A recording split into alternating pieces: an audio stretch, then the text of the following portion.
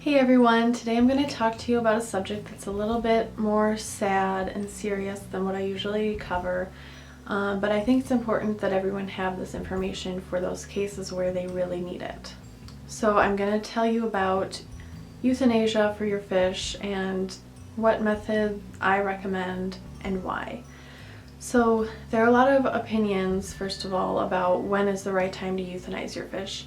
And I really don't want to come down with a hard, and set opinion about this, because I think it's really up to the individual person, because it's kind of a personal decision.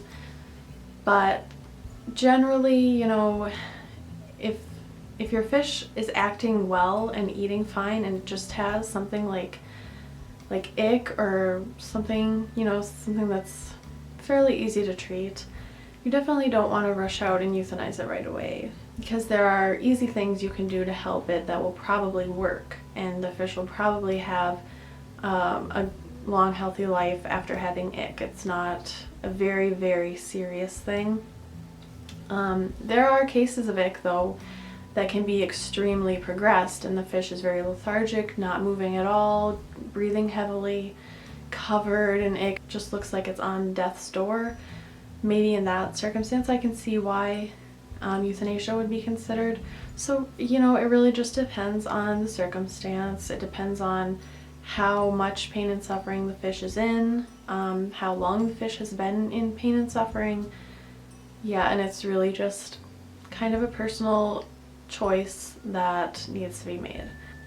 But it's important to keep in mind that it's inhumane to allow an animal to keep living and languishing and suffering when they're clearly suffering greatly, and there's there's no hope for, or there's at least very, very, very small chance of hope that they would go on to be cured from this and live a happy, healthy life. So just keep that in mind.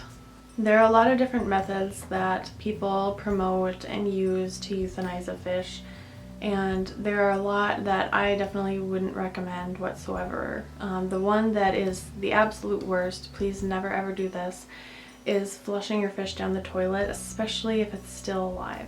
Because just think about it. I mean, it may be the easiest for you because you can just get it over with really quickly and not have to deal with it. But for the fish, it's awful. It has to go through the pipes and then the sewage system and then the water treatment plant, and it's just going to die a horrible death that way. So please don't ever do that. Even flushing a dead fish, after it's died, flushing it down the toilet, I don't agree with, because it goes through it goes in the waterways, and any diseases it might have could possibly get out into, local riverways and things like that. So just, avoid ever putting a fish down the drain or down the toilet, please. So then, what is the best option? Well, the best option is anesthetic overdose.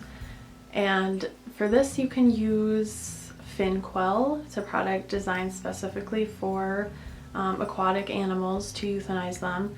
You can also use MS-222, but I think that's kind of difficult to get a hold of. And then the most readily available thing you can use is clove oil, and you can get this at lots of natural health stores or things like that. It's just a little bottle of oil of cloves. That's it. So my preferred method is the clove oil method. I have used this method in the past with success, I guess you could say. I didn't feel that the fish struggled greatly. I thought it was a relatively peaceful way for them to die. And it's pretty easy to do. Clove oil is pretty easy to get a hold of. You can always, it's always a good idea to keep it on hand, in your fish stuff drawer, just in case you need it, because sometimes the fish is looking really, really, really terrible and you need it right away. So it's always a good thing to have, just in case. So in this video, I'm not actually going to euthanize a fish, on camera, because I just think that would be rather inappropriate. But I'm going to show you all the supplies you'll need, how to set it up, and then show you what you would do if you did need to euthanize a fish. So here are the supplies you'll need. It can be handy to have 1 or 2 hand towels.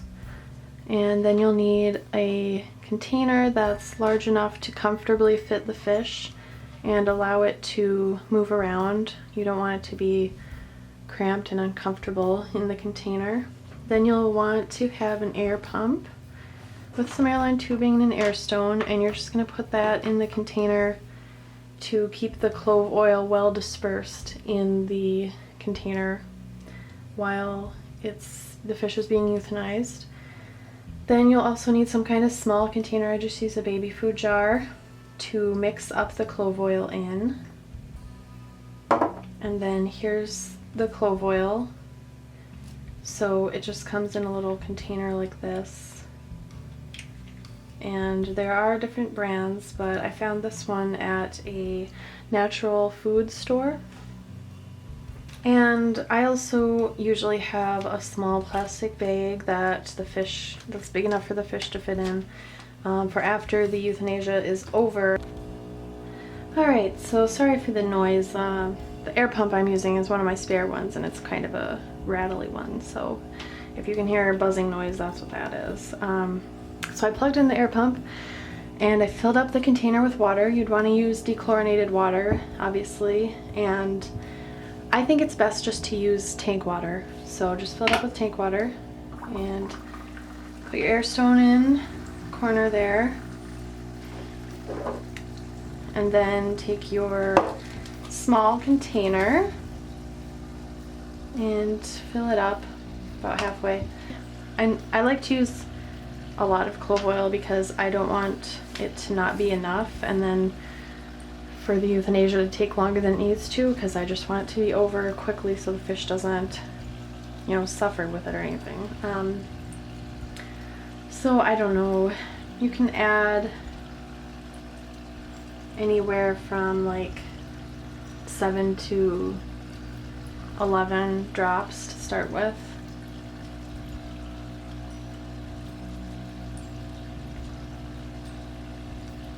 I was having trouble getting it to come out of the container, so I just used a small 1 ml syringe that I had.